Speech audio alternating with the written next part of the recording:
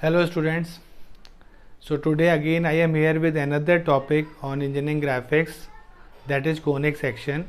If you remember, in last lecture we discussed about the different type of conic sections when the cone will be cut by right circular cone will be cut by a plane. In that way I have defined all those conic sections, that is circle, ellipse, parabola, hyperbola, rectangular, hyperbola, even we can get the triangle also. Now today I am going to define another way the same conic sections. Those are the same conic sections. Those are generated by cutting of a cone. But if you remember, if you want to define circle, then circle can be defined as the locus of a point which moves in a plane in such a way so that its distance from a fixed point remains same, and that fixed point will be known as center of the circle, and that fixed distance will be the radius. So if I want to draw a circle, then I will simply take a radius and I will mark a center, and taking that center fix, if I rotate this like this, then I will get the circle. So this is the first curve which we studied in the school level, that will be a circle, and that circle can be defined in the form of a locus of a point. So the same way we can also define our conic sections. So conic sections can be defined as the can be defined as the locus of a point. If I want to write the definition, then I can say conic sections are defined as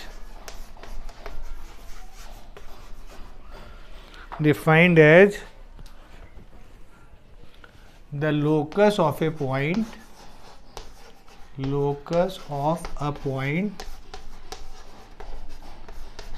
moving in a plane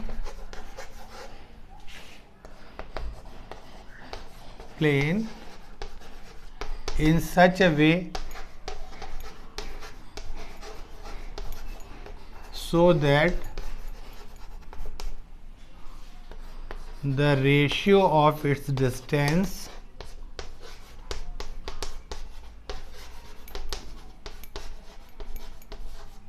from a fixed point and a fixed straight line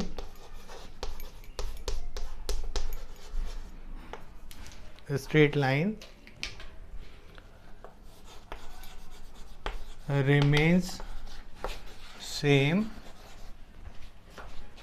or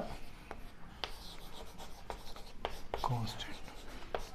If you once again read this definition, what I am saying, that conic sections are defined as the locus of a point which moves in a plane in such a way. Suppose that plane will be this green board, so that will be my plane. So that point will move in such a way so that the ratio of its distance from a fixed point and a fixed straight line remains same or constant. So that type of curve is known as conic section. Now the fixed point, that fixed point is known as the focus. As in the case of circle, we can call that fixed point center. In the case of other conics, that fixed point will be known as the focus, and that fixed line is known as the directrix. I know that you remember these two terms, that is focus and directrix. So if I further elaborate my definition, then I can say that the fixed point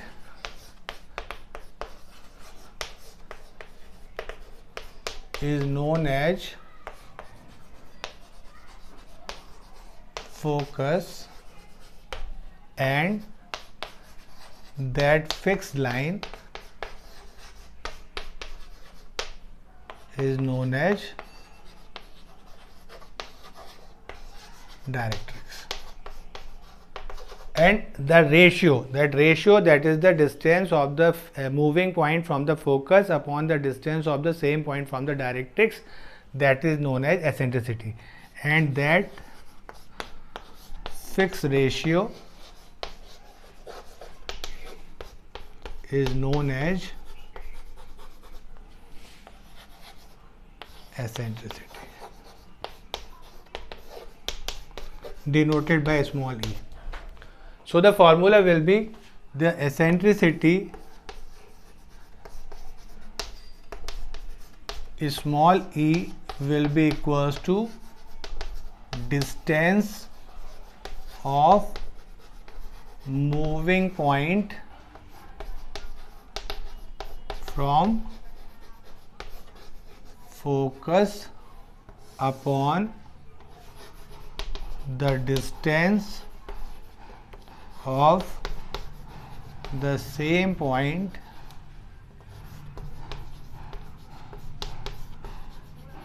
from the directrix. I know that you remember this definition. This definition is already taught to you by in the school whenever you studied about these curves in the mathematics. So this is the definition. With the help of same definition, I can define all my these curves. This eccentricity, the value of the eccentricity will be changed. So the for ellipse, this eccentricity will be E will be less than 1. For parabola, E will be equals to 1. So it means the distance of the moving point from the focus and from directrix will remain same. And for hyperbola, this E will be is more than 1. So with the help of this eccentricity, we can define all the three curves, ellipse, parabola as well as hyperbola. One is a special type of hyperbola that we know, that will be known as rectangular hyperbola. For rectangular hyperbola, eccentricity will be equals to under root 2. So I hope you understand what is the concept. So conic sections can be defined with the help of eccentricity also. So whenever we talk about the eccentricity, we will talk about the directrix, and normally you know that whenever we will draw a vertical line, that will be treated as directrix, and the line perpendicular to the directrix will be in future going to be the axis of the curve. So the two main terms will be there. One will be directrix, second will be the axis, and third will be the focus.